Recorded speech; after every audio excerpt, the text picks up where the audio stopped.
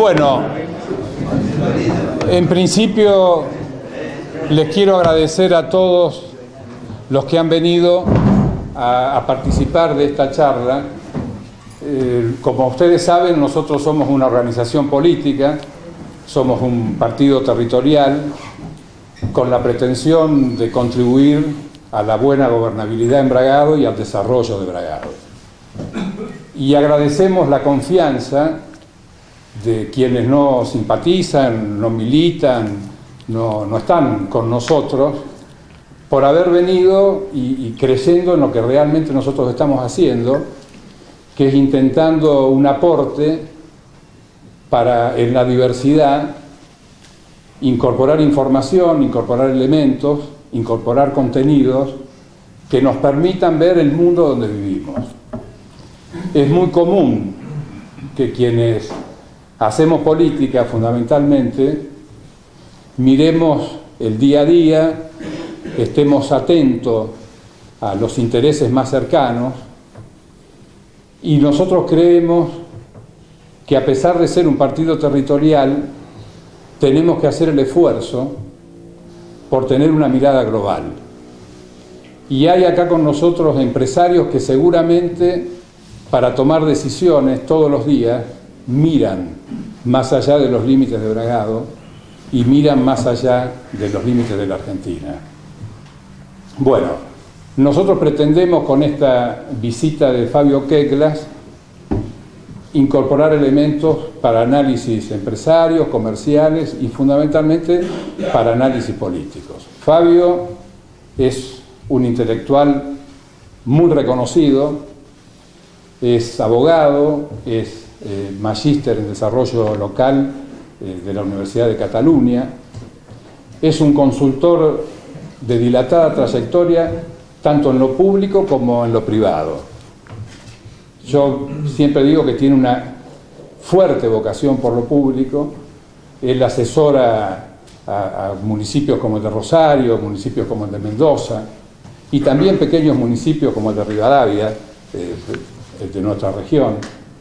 Es profesor universitario en la UBA y en la Universidad de Itela, y además también es consultor empresario. Hoy, entre otros de sus asesorados, se encuentra Gustavo Grobocopatel e IRSA, dos empresas muy importantes en distintos sectores de nuestra economía. Además de eso, como a él le gusta reconocerse, Fabio es hincha del Barcelona. Y yo lo destaco porque es un intelectual que también vive cosas como el fútbol o como el básquet, que tienen que ver con la vida, digamos, que tienen que ver también con el desarrollo. Y para mí es algo que lo caracteriza y que lo completa, digamos, como ser humano, y bueno, aparte de eso es un gran amigo. Fabio, todo tuyo. Gracias, Marcelo. A ver, para firmar precisan esto. Bueno, gracias. La verdad que para mí, le decía recién un poco al pasar, es un poco emocionante que se agreguen sillas donde uno va a hablar. Yo me dedico a esto hace muchos años, sé que los temas vinculados a la teoría del desarrollo no son temas, digamos, de movilizar mucha gente, etcétera. Pero bueno, ahora con la presencia en la radio, que me cambió un poquito el perfil, que hay mucha gente que me escucha en la radio y dice, bueno, voy yendo a lugares que hay más gente de la que yo preveía. Siempre hablaba frente a 10 personas, 15 personas, 20 personas. Últimamente se está engrosando el número de oyentes, no sé si para bien o para mal, digamos, pero es como los currículum. Una vez un amigo siempre dice, ¿no? Los currículum dicen lo que vos hiciste, no dice si lo hiciste bien o mal, digamos, ¿no? Eso es lo bueno de... Bueno, yo le pedí a Marcelo, digo, dame un título para ordenar la charla, ¿no? Y él me planteó el tema de la relación entre Argentina y el mundo. Entonces yo me voy a tomar 3 estaciones, ¿no? Voy a tomar 3 niveles. Primero voy a hablar del momento actual de las relaciones internacionales, un ratito. O sea, sin hablar de Argentina y un poco sin hablar del mundo tampoco. ¿Cómo están funcionando las relaciones internacionales hoy? Y después vamos a hablar un poquito del mundo, y después al final vamos a hablar un poquito de cómo se inserta Argentina en ese mundo. Las relaciones internacionales no son un fenómeno autónomo, o sea, los diversos estados a lo largo de la historia, etcétera, no es que se relacionaban entre sí de una manera azarosa o caprichosa. Tienen una explicación, digamos. Siempre el vínculo entre los estados tiene una explicación. La conquista de un mercado, el engrandecimiento de un imperio, las relaciones son más beligerantes o menos beligerantes según circunstancias, según economía, etcétera. Lo que está perfectamente demostrado a lo largo de la historia es que la estructura económica, cualquier estructura económica, requiere de una dosis de relativa paz para funcionar, digamos, ¿no? O sea, no podemos estar todos en guerra todo el tiempo porque la estructura económica no lo soporta. Más allá de las cuestiones humanitarias que uno crea, aparte de las cuestiones humanitarias, hay razones económicas que explican la necesidad de construir gobernanza. El mundo tuvo etapas, más allá de la justicia de las relaciones entre estados o no, de mayor gobernanza y por lo tanto funcionamiento no beligerante, y etapas de muy poca gobernanza y relaciones muy beligerantes. Pero siempre el interés, esto es muy importante, apuesta por la gobernanza, porque las relaciones sean gobernables y previsibles. ¿Por qué? Porque es mucho más negocio para la mayoría de los actores socioeconómicos el funcionamiento de las relaciones relativamente pacíficas. Eso es algo que se los voy a contar como anécdota, porque como anécdota lo van a recordar mejor. Eso es algo muy inteligente que le proveyó un señor que se llamaba Schuman, Robert Schuman, que fue el canciller de Charles de Gaulle, a de Gaulle. Intentos por construir una Europa unida hubo muchos. Inclusive había relaciones muy buenas entre jefes de Estado, y cada tanto fracasaban esos intentos porque lo rompía alguien, por alguna cuestión, etc. Schuman un día se le apersonó a de Gaulle con una idea que era construir una Europa unida, que ya había tenido un montón de antecedentes y siempre había fracasado, y de Gaulle le dice, es una condición ideal porque Adenauer, que era el jefe de Estado en Alemania, es amigo mío, le dijo. Y Schuman dijo, eso es indiferente, porque usted se puede morir, Adenauer se puede morir, que sea su amigo, que no sea su amigo, no tiene ningún valor para lo que yo le quiero presentar. Imagínate, de Gaulle.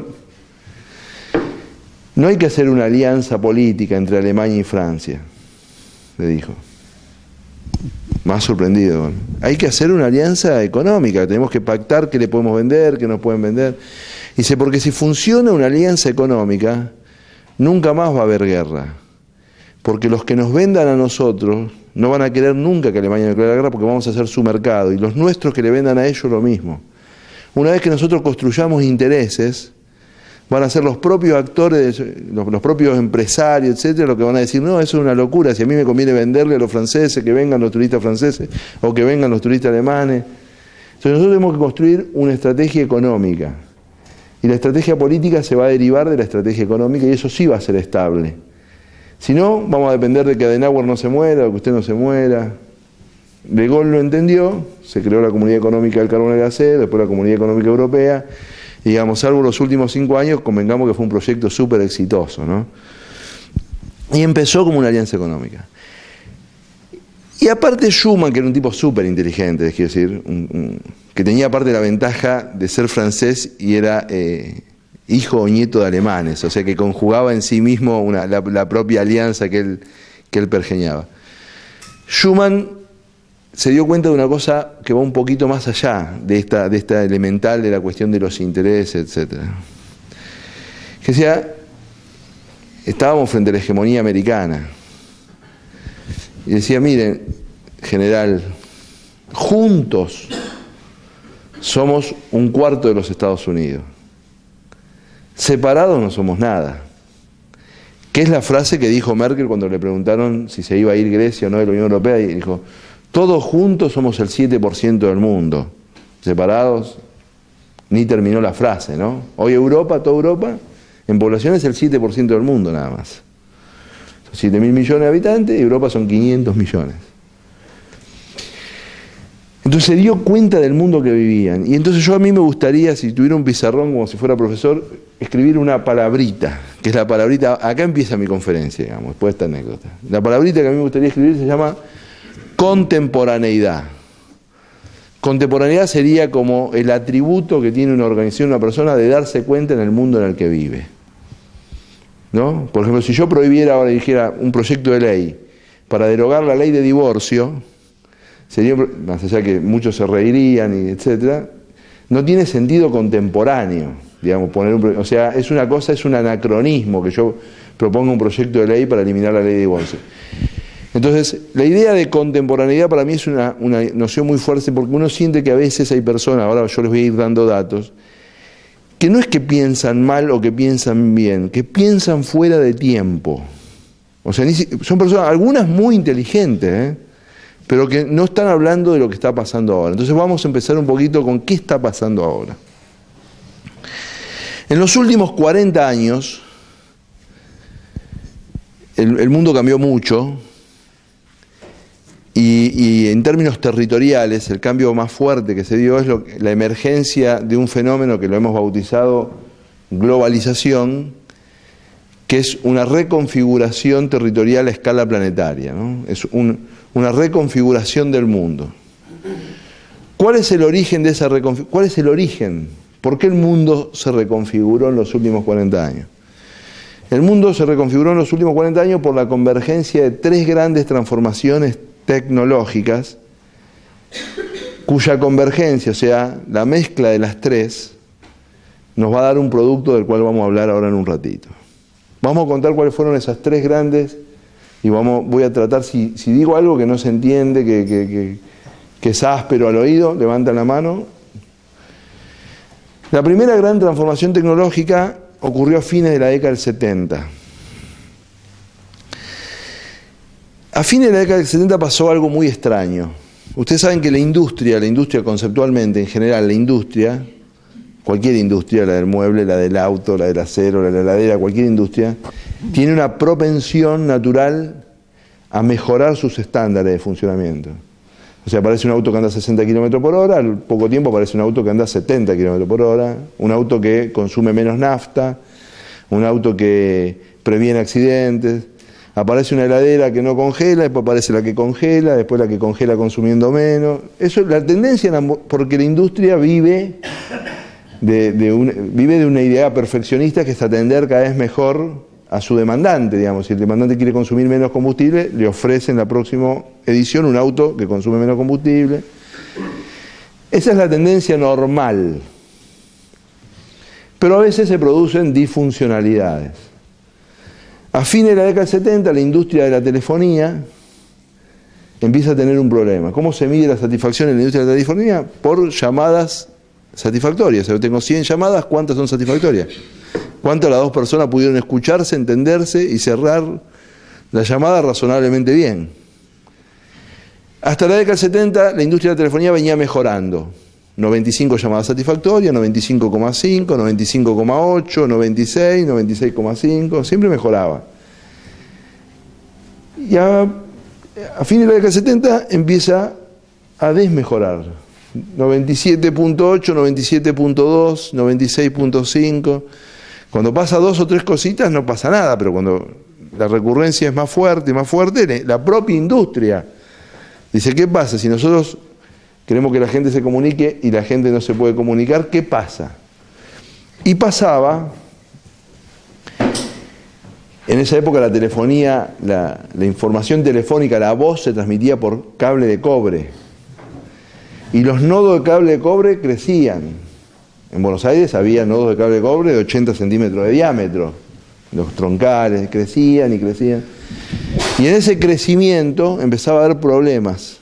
Había un cable de cobre de 3,20 metros de diámetro que iba desde América del Norte hasta Europa, esto es así, y donde había un barquito cada 20 kilómetros que hacía el mantenimiento, y esa empresa que mantenía ese cable de cobre de 3,20 metros de diámetro le cobraba el tránsito a todas las empresas de telefonía y vivía de eso. Vivía de eso hasta que las empresas de telefonía le dicen, che, de los llamados de cada 100, ahora 82 se logran, 18 no me lo cobré, que la gente no lo logró, digamos. Esa situación llevó a las empresas de telefonía a desarrollar una tecnología que es la fibra óptica.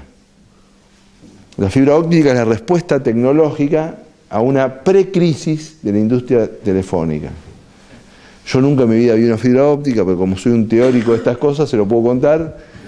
En un pelito de más o menos 0,3 centímetros de diámetro va lo que va en 1,5 metros de cobre, ¿no? Entonces sacamos la madeja que iba por el Atlántico, etcétera, y mandamos 3 o 4 de esos pelitos. Hay ahora mantenimiento de los pelitos también, todo.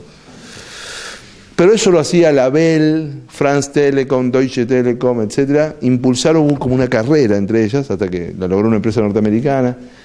Pero todos estaban viendo cómo hacer para reemplazar el cobre, porque el cobre empezaba a pegar la curva de suficiencia. ¿Listo? Nos olvidamos de esto un ratito.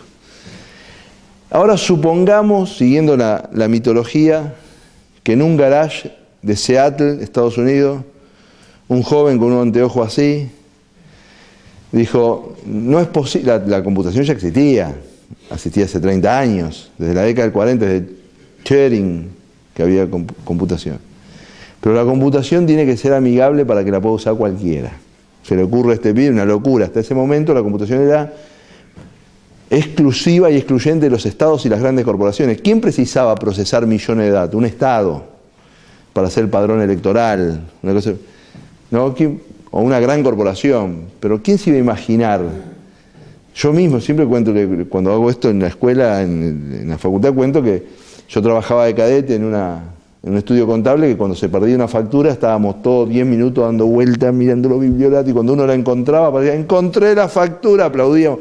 Bueno, ahora es poner el número y te aparece la copia, ¿no? Es inmediato. O sea, la idea de que gestionar grandes volúmenes de información podía ser una necesidad de personas, familias, organizaciones pequeñas, etcétera, una idea muy rebuscada para la época.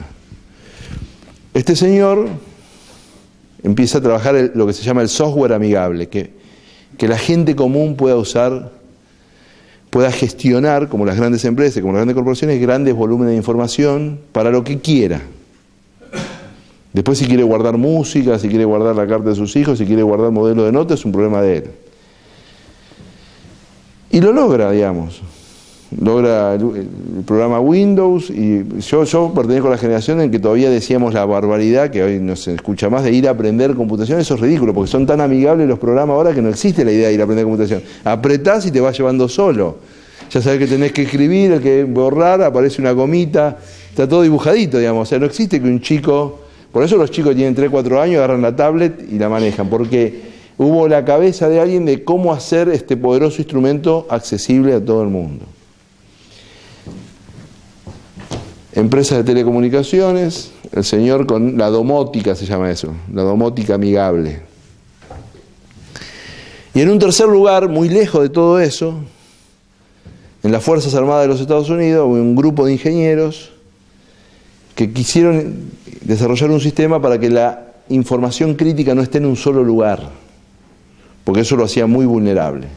Tenía que poder estar en muchos lugares y uno al mismo tiempo. Y crearon una red que se llama ARPANET, se llamaba en ese momento, que tenía fines militares y de seguridad, no tenía fines civiles, y que a uno se le ocurre decir, che, esto de compartir y qué sé yo, también puede hacerse entre personas, digamos. O sea, no es necesario que sea una información crítica, puede ser la foto de mi suegra, qué sé yo. Estas 3 grandes revoluciones técnicas ocurrieron en lugares separados, por eso yo destaco mucho esto. Porque ustedes vinieron acá a escuchar una conferencia sobre la Argentina y el mundo, yo empecé hablando de la globalización. La globalización es el resultado de un cambio de plataforma tecnológica a escala planetaria. Nosotros pasamos de las plataformas tecnológicas del industrialismo, que son las redes de electricidad, las redes ferroviarias, las redes tangibles, a una nueva plataforma tecnológica que es el trípode de fibra óptica o tecnología satelital, herramientas domóticas, software accesible e internet. Ese trípode que cambió la forma en que la gente se casa, compra, controla el gobierno, etcétera, etcétera, eso la potencia de eso es impensable porque se ocurrió en 3 lugares distintos, nadie lo pensó combinado. Bill Gates no lo pensó combinado, pensó solo que fuera amigable la computadora, no pensó en internet. Los militares de Internet no pensaron que ahí adentro iba a haber programas amigables.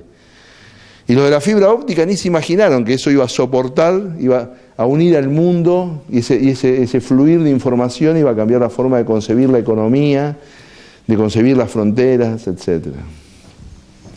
Entonces yo les dije contemporaneidad.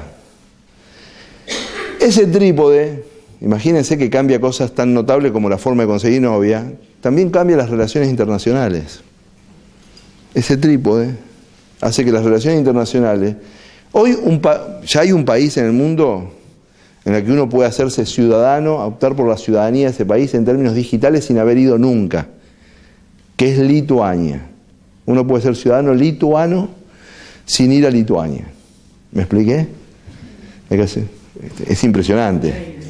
Ponen a disposición la condición ciudadana lituana. Bueno, obviamente que se puede exportar e importar porque se exporta, cuando se exporta software, se exportan servicios informáticos, se exporta atención médica. Perdón, voy a hacer pequeño paréntesis. El servicio médico, el NHS, que fue el primer servicio médico público del mundo, que es el servicio médico inglés, del cual los británicos tienen un orgullo tremendo, como hace acá el PAMI, como hacen todo, licitan cosas, licitan paquetes de servicio. Y licitaron un paquete de, esto es impresionante, un paquete de diagnóstico por imágenes. Entonces vos te vas, te haces la radiografía y hay un señor que te diagnostica. Lo ganó una empresa india, o sea que vos entras, te agarra una enfermera británica, te hace la radiografía y te dice, esperen un segundito, porque va por un email la imagen. Y el indio dice, tiene cáncer de pulmón en Nueva Delhi, y le dice, pase, y la enfermera dice, mire, tiene cáncer de pulmón, nos dijo el médico. No te dice ni que es indio, nada, el 90% de los británicos ni saben que es indio. Esos servicios el Estado británico los paga. O sea, fue unos bytes por el aire o por la fibra, vinieron una información calificada, la información frente a la misma imagen que tendría un británico, porque si está a 1 centímetro de la imagen satelital o a 10.000 kilómetros, la imagen es la misma, ¿no? No es que se va deteriorando en el espacio. Es muy interesante, porque decir, eso es un montón de economía. Ya el 15% del PBI del mundo es economía de ese tipo, lo que se llama economía es conocimiento intensivo. Entonces, este es el escenario en el que se mueven las relaciones internacionales. Un escenario donde el rol de la frontera es mucho más difuso, donde hay una centralidad de la transferencia de conocimiento y donde hay un fenómeno que es derivado de este trípode, que es el más complejo de administrar. Este trípode le permite a las empresas gestionar en tiempo real, se dice ahora, actividades empresariales deslocalizadas en distintos lugares del mundo. El famoso chiste de que alguien saca el celular y dice ¿dónde fue este celular? Y alguien dice este celular fue hecho, bueno, más o menos un celular como este tiene piezas de 20 lugares del mundo. Debe tener su placa de memoria, capaz que es mexicana, la patente del sistema de procesamiento puede ser finlandés, el vidrio capaz que es italiano y se arma en Tierra del Fuego, no sé. No, cuando digo 20, quiero decirle que no exagero, que un auto tiene más o menos de 70 lugares. O sea, decir que este auto es argentino es bastante ridículo, digamos. Este auto, también decir que no lo es también es ridículo, digamos, ¿no? Es una cosa medio extraña. Pero eso, en el sistema empresarial, era muy difícil de hacerlo antes de gestionar la información online en tiempo real. Porque era muy difícil en términos logísticos, me haces más, me haces menos, los depósitos, las cosas, las pruebas. O sea, la emergencia de este triangulito apuró un proceso que si no al mundo le hubiera llevado mucho tiempo de coordinación. O sea, lo que permite es la coordinación este triangulito. Y una derivada de eso es que las empresas, si hacer esto tiene 10 segmentos de producción, tienden a hacer cada segmento donde le es más rentable. Entonces en el vidrio, donde es más rentable hacer el vidrio, el armado, cada uno donde es más rentable. Y después en Singapur o en Panamá o en Tierra del Fuego se arma, qué sé yo. Ese proceso de deslocalización tiende a uno de los resultados, el más importante, no me voy a extender pero el más importante de todo esto es lo que se llama la sobreespecialización económica. que cada territorio se especializa en hacer una cosa muy bien, le integra al mercado mundial y importa el resto de las cosas. El mundo tiende a sobreespecializarse. Una imagen clara de la sobreespecialización del mundo es todas las actividades económicas, mano de obra intensiva, fueron al sudeste asiático, porque la mano de obra era relativamente más barata. O sea, China, Vietnam, Singapur, Filipinas no atrajeron a los laboratorios de genética del mundo, porque no tenían recursos humanos para enfrentar eso. No trajeron a las grandes casas de diseño, ni trajeron al marketing, no trajeron las actividades de mano de obra intensiva. Todo lo que precisa mucha mano de obra. Eso fue en los 70, en los 80, en los 90, ahora ya algún laboratorio también va, etc. Pero lo estoy simplificando. Pero este cuentito que yo les hago de la triple transformación tecnológica es para ubicar en el plano en que se ponen las relaciones internacionales. Relaciones internacionales que tienden a mercantilizarse crecientemente, o sea que de alguna manera subordinan los aspectos políticos a los aspectos mercantiles, que como el mercado internacional se integró más y más, producto de estos quiebres en los procesos productivos, la Pax es cada vez más necesaria, porque como lo hacemos todo en distintos lugares, tenemos que estar todo en paz y todo tiene que funcionar y la logística tiene que funcionar. O sea, hay una apuesta muy potente hacia la Pax en un sentido amplio, no solo la no guerra. Por ejemplo, ustedes se habrán enterado que en la zona de Somalia había piratas. Bueno, eso es una complicación para el mercado internacional, porque todos están dependiendo de flujos, de recepción de mercaderías, etcétera. Bueno, entonces el mundo se puso en alerta, construyó el concepto de Estado fallido, ¿qué hacemos? ¿Intervenimos? ¿No intervenimos? No puede haber... Todos los hubs, que se agrande el canal de Panamá, que tienen que ver con esto, digamos, ¿no? O sea, con darle fluidez, es el soporte de infraestructura de este proceso económico de máxima integración. Entonces los países, los estados sobre todo los estados que tienen élites inteligentes, dicen, en ese contexto, ¿yo qué hago? ¿Qué pongo yo en ese contexto? La Argentina tiene mucho para poner, muchísimo. Pero tiene que saber que tiene mucho para poner, que no significa que pueda poner todo. Digamos, ¿no? Porque hay países que son más competitivos que nosotros en muchos rubros. La Argentina tiene un campo que es muy competitivo, podría tener sectores del turismo súper competitivos, la Argentina, por atractividad, por calidad natural, etc. Podría tener un desarrollo ecoindustrial súper potente. Hay algunos subsegmentos industriales, porque la idea es que si la industria sí, industria no, como si la industria fuera un todo, hay subsegmentos industriales en los que Argentina es competitivo. Yo se lo estoy dando esto a grosso modo. Hay otra derivada de esto, pero que bueno, quizás sería para otra charla, que es que todas esas empresas que fragmentan el proceso productivo, a su vez hoy tienen muchas herramientas de mejor aproximación al consumidor como las que nunca tuvieron. O sea, hoy saben mucho más del consumidor que lo que sabían siempre, y las economías de nicho están explotando en el mundo. Porque una derivada... ¿Nunca se preguntaron ustedes por qué demandamos tanta información? ¿Por qué la gente demanda tanta? ¿Por qué la información tiene el valor económico, la innovación tiene el valor económico que tiene? No es porque es cool. Demandamos mucha innovación porque vivimos en un mar de información. Entonces nos enteramos demasiado rápido, para decirlo de alguna manera. Nos enteramos demasiado rápido. Entonces yo tengo un problema acá con que no me gusta, que la pantalla es muy chica, para mí me gusta mucho escribir en el celular. Y al año que viene sale una versión con la pantalla grande y me entero al minuto. Entonces ya lo quiero. Todas las innovaciones que son incorporadas mercadistamente es porque le arreglan el problema a alguien, por más que a otro alguien le parezca ridículo. ¿No? Entonces, a otro alguien le parece ridículo que alguien cuelga en YouTube cómo se hace una torta para celíaco, pero la mamá del chico celíaco se entera al minuto y es buenísimo para ella. Pero desde una torta para el chico celíaco a cómo mejorar la planta del jardín, pasando a qué cosa hace para sacar las manchas del mantel, hasta cómo curar, qué sé yo, hoy accedo en un minuto a eso. Al acceder en un minuto en eso, soy muy demandante de innovación porque vivo en un mar de información. Y las empresas, ¿qué hacen? Tratan de bajar al máximo a las necesidades de él, o de él, porque pueden ahora romper sus ofertas para dar una máxima atención diferenciada, pero eso es un espacio que da muchas oportunidades a las pequeñas y medianas empresas en la medida en que usen estos dispositivos tecnológicos, ¿no? Entonces la Argentina tiene enormes posibilidades. Pero enormes no es igual a infinitas.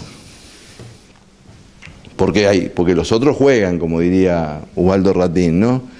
Entonces, como los otros juegan en un escenario de competencia. Nosotros le tenemos mucho temor a la competencia. Hay algo en nuestra cultura que parece que la competencia siempre tiene aspectos negativos, que no puede sacar lo mejor de nosotros, como que tenemos miedo a perder. No sé, hay una cosa.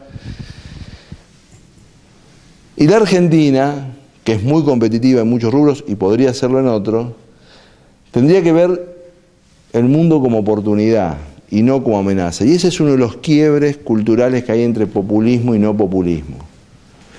Todas las culturas populistas, el otro, el mundo, el diferente, la opinión diferente es una amenaza. Para el mundo republicano, el otro, el diferente, en la cultura, en la economía, es una posibilidad de enriquecimiento. Y eso se traslada después al modo de hacer política exterior. Argentina, vieron que ahora hay una discusión si Argentina importa mucho, importa poco, eso se mide. Argentina importa el 10% de su PBI, es de los que menos en el área, y es ridículo a escala internacional.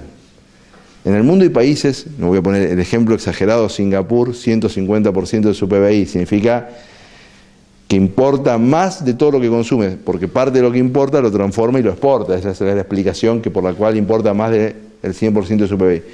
Pero, por ejemplo, qué sé yo, la media europea de importaciones está en el orden del 40% de su PBI. 30 de base comunitaria y 10 de base extracomunitaria. Entonces, bueno, Chile, que es un país muy abierto, importa el 60 o el 70% de su PBI. Ahora, los países no son mejores o peores por el porcentaje de su PBI, pero es una forma de medir el nivel de apertura. No es que yo no digo, no estoy tomando ningún modelo, digo, la Argentina es una economía recontra. Ustedes hagan esta prueba, vayan a Buenos Aires para agarrar algo bien y entren a un supermercado y anoten en una lista productos nacionales y productos extranjeros. Nada más. Van a ver que hay 5.000 productos nacionales y 500 productos extranjeros. Eso es así, eso es evidente. Y no somos campeones del mundo en todos esos rubros. Y siempre pensamos, este sí es un punto en el que me quiero detener, siempre pensamos que el proteccionismo no tiene costos. Eso sí es un poco ridículo, se lo tengo que decir. Es que nosotros podemos ser proteccionistas y los otros no. O sea, nosotros no le compramos y los otros nos aplauden y dicen que bueno que los argentinos nos va... No. Uno es ese es el más evidente. Que el proteccionismo tiene costos porque a la vuelta los otros también no te compran. Pero hay otro que es menos evidente. Se lo voy a también contar con un ejemplo. Ustedes, hay dos bellezas naturales de igual potencia, digamos, o de muy parecida potencia, que son casi colindantes, que es el glaciar Perito Moreno del lado argentino, que es una foto que da vuelta al mundo, que es atractiva, que la gente lo quiere conocer, y Torres del Paine. ¿Alguien oyó hablar de Torres del Paine? Torres del Paine hay un parque nacional del lado chileno, muy cerca de allí, hay una formación geológica sumamente atractiva.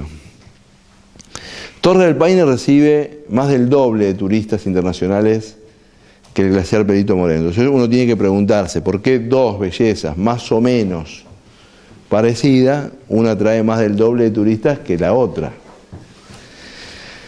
Si uno va hay un shopping ahí del lado chileno, la chica que atiende en el shopping gana más o menos $600. Voy a poner una categoría de un trabajo de calificación media. Sabe algunas palabras en inglés, no es que sabe inglés, sabe algunas palabras en inglés y atiende más o menos bien, tiene una presencia razonable. Gana $600. El equivalente, la empleada de comercio del shopping de Calafate, gana $1.000. Entonces, pero el nivel de vida de la chica 600 y la chica 1.000 son bastante equivalentes. No hay una diferencia de 40% de mejor calidad de vida de la chica argentina. ¿Por qué son bastante equivalentes? Porque la chica chilena se compra ropa 50% más barata que la chica argentina, porque la economía chilena está abierta. Se compra comida más barata que la argentina, porque la economía chilena es abierta y se compra bienes de consumo mucho más barata que la chica argentina, entonces ganando 600 tiene más o menos el mismo nivel de vida que la chica argentina ganando 1000. ¿Se entiende hasta ahí? O sea que nosotros, al haber protegido los empleos industriales, que le venden la camisa a la chica argentina, los bienes durables, la comida a la chica argentina, destruimos los puestos de trabajo turísticos que el Calafate no tiene contra Torre del Paine, porque Torre del Paine recibe la mitad de turistas porque es más caro.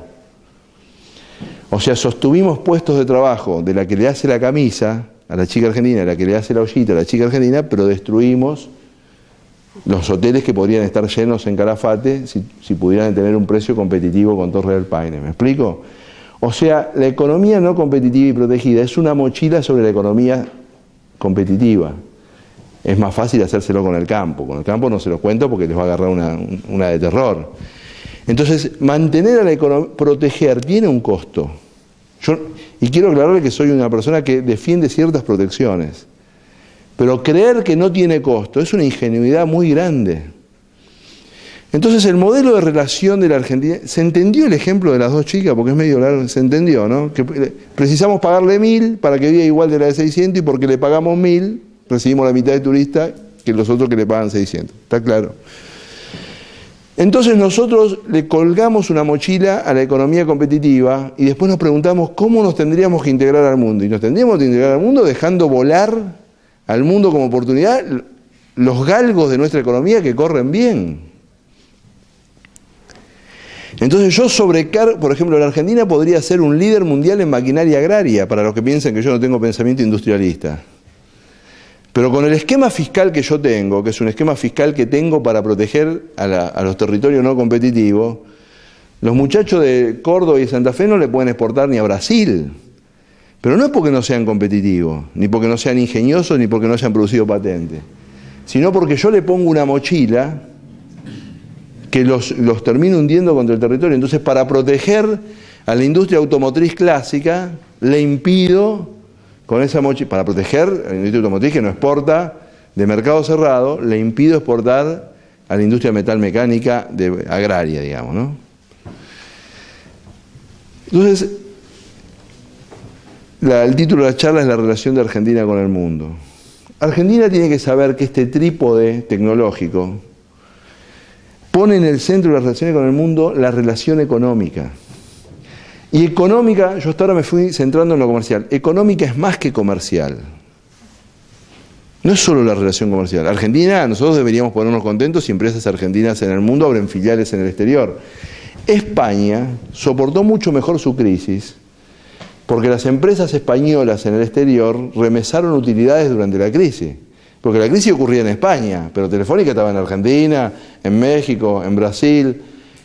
Y entonces, como acá no era una crisis terminal, remesaban utilidades. Entonces, la relación de un país con el mundo es la relación de su estructura económica con el mundo. O sea, qué cosas les agrego en términos de conocimiento, en términos de patente, en términos de royalties, cómo me integro, cómo me relaciono, cómo me asocio. No todas las relaciones son competitivas. Por ejemplo, entre los 7 grandes traders de cereal del mundo no hay ningún trader de cereal argentino o brasilero. Pero los estados argentino y brasilero tendrían que estar preocupados de que por lo menos haya un trader comercial argentino o brasilero, aunque sea privado. Entonces debería haber una mesa para pensarlo, porque eso incide en cuestiones esenciales nuestras. Cuando dije recién el Canal de Panamá, la obra del Canal de Panamá la ganó una empresa española, se llama SACIR. Ese día el ministro de Infraestructura de España tiene que descorchar champán que ganan la obra del Canal de Panamá. No solo ya por la plata, el prestigio que significa para la industria española. O sea, en el Canal de Panamá trabajarán 5.000 tipos, de los cuales españoles serán 300 nada más. Los consultores jefes deben ser españoles, todo lo demás deben ser panameños. Pero SACIR obtuvo prestigio mundial para nuevas obras, etc.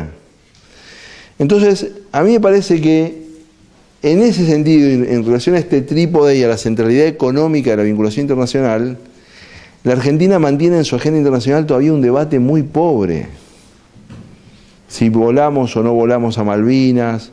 Para mí es muy digno que la Argentina mantenga el reclamo de Malvinas, pero Debería ser obvio que si una persona tiene a sus hijos enterrados ahí, porque ahora si hacen el acuerdo por los vuelos, va a haber gente que dice, es una barbaridad que sin discutir la soberanía la gente vuela. Hay decenas de lugares en el mundo que sin discutir la soberanía la gente vuela. Millones de lugares. Entonces nuestra agenda internacional, la relación con Brasil para nosotros es súper estratégica.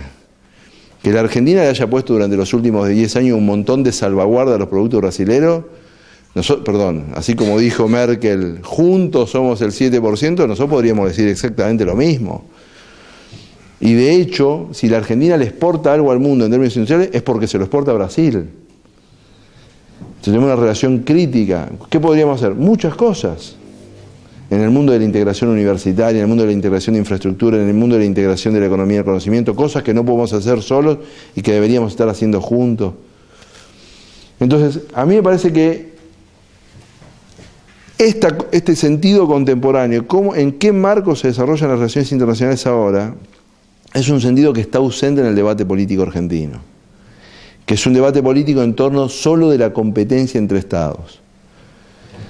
Entonces, yo te voy a contar tengo 2 anécdotas que me pasaron a mí muy fuertes con ustedes. No sé si se acuerdan, pero en el año 2005, en la década del 90, Argentina firmó unos acuerdos con Chile para exportarle gas, con estabilizaciones de precio, etc. Lo más importante cuando alguien te exporta un fluido, que es un commodity, que su precio es variable, es que si vas a hacer la infraestructura, bajarle la variabilidad, que cuando suba no suba todo lo que sube el mercado, que cuando baje no baje todo, así le hace previsible al comprador y al vendedor. Bueno, Argentina y Chile pactaron eso y 4 o 5 caños iban a Chile. La industria chilena adaptó todas sus fábricas, todo, a funcionar con gas porque venía el gas. En el año 2005 la Argentina, como las inversiones de gas disminuyeron porque no le dábamos precio, ¿no? Entonces cada vez teníamos menos gas, el señor Kirchner dijo, no, el gas que va a Chile va al Gran Buenos Aires porque no se los voy a cortar al Gran Buenos Aires. Produjimos una crisis en Chile, porque esos equipos que estaban adaptados a gas tuvieron que traer gasificación por barco, pagarlo más caro. Produjimos una crisis, que nosotros no nos enteremos, después cuando paseamos y nos miran mal, sepamos que también algunas cosas hacemos. Se produce una crisis en Chile. Y entonces yo tenía la lectura ya bárbara, una barrabasada de la crisis. Sabiendo esto, un día me manda una perorata como esta. Y uno que estaba en el público, esperó que termine y se acercó. Me dice, lo que vos no sabés, profundizando tu línea, dice, es que, por ejemplo, Arcor tiene una planta de tratamiento de fruta para hacer fruta desecada en Chile enorme. O sea que cuando nosotros le sacábamos el gas, no le sacábamos solo a las empresas chilenas, también le sacábamos una empresa nuestra. O sea, que decir, la paradoja de la integración es que precisamos un estándar de funcionamiento, porque no es que del otro lado, me dice, no, hay un montón de empresas argentinas funcionando en Chile que se quedaron sin el gas argentino y tuvieron que pagar más caro el gas. No son solo las empresas chilenas. Cuac, como dicen los chicos ahora, ¿no? Y la otra, ustedes saben que Brasil es el principal productor mundial de azúcar. Produce azúcar de muy mala calidad, pero mucha. ¿Por qué produce mucho azúcar? Porque sus cañaverales están preparados para producir alcohol. El azúcar es un subproducto, o sea, han optado por variedades de caña que son más alcoholíferas, digamos. Pero tiene un montón de azúcar.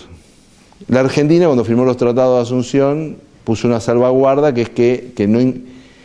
Hay algunos productos que están como fuera del Mercosur. El azúcar brasileño está fuera del Mercosur. Si el azúcar viniera de Brasil acá, tenía que pagar un montón de aranceles.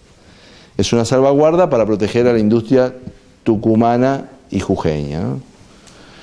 Bueno, un día, en una conferencia como esta también digo, bueno, es una salvaguarda bastante entendible porque en Jujuy no hay empleos privados alternativos al azúcar y el ingenio Ledesma tiene 1.200 empleados, etc.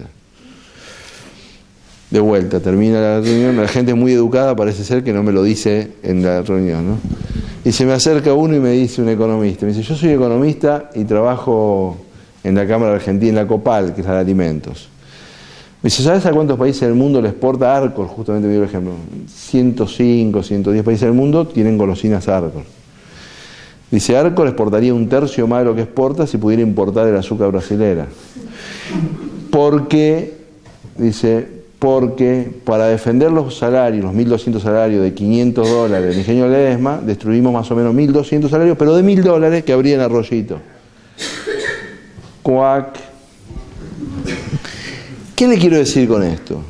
Hay una centralidad de las relaciones internacionales que es económica, facilitada por un contexto tecnológico. Y eso tendría que ser objeto de una profunda deliberación política.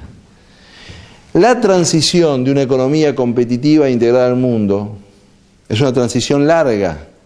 Seguramente la Argentina, si mañana empieza una transición para tener una economía donde los sectores no competitivos no funcionen, nos tendríamos que tomar 20 años.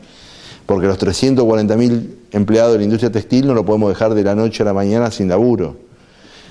Pero un día hay que empezar esa transición, porque si no el costo es que no pueden correr los que tienen que correr. Y el resultado no es solo económico, sino social. Es social porque en un país donde no tienen éxito los que tienen posibilidad de éxito, el mensaje transgeneracional que damos es muy negativo. Entonces es muy bueno que en el país mañana la industria del turismo explote y haya una cadena hotelera argentina con 30 hoteles en el país, etcétera, porque la imagen para otras personas, la imagen en torno a que el que la piensa, lo hace bien, el que entiende el mundo que está viviendo, puede tener éxito. Si nosotros nivelamos para que los ganadores sostengan a los perdedores y somos todos empatadores, generamos un clima social anti-innovación, justamente el que va en contra de este triangulito y del sentido de contemporaneidad. Bueno, yo lo voy a dejar acá, si dejamos lugar para las preguntas, para cosas más puntuales. Les agradezco la atención, muchas gracias.